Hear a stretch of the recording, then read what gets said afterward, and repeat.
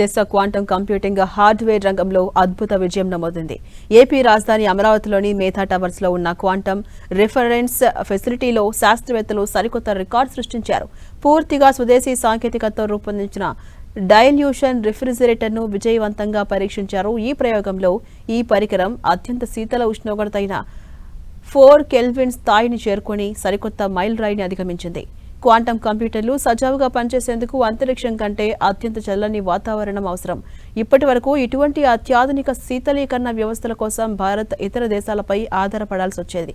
ఇప్పుడు అమరావతిలో సాధించిన ఈ విజయం వల్ల క్వాంటం టెక్నాలజీ రంగంలో భారతదేశం స్వయం సమృద్ధి సాధించే దిశగా భారీ ముందడుగు పడింది.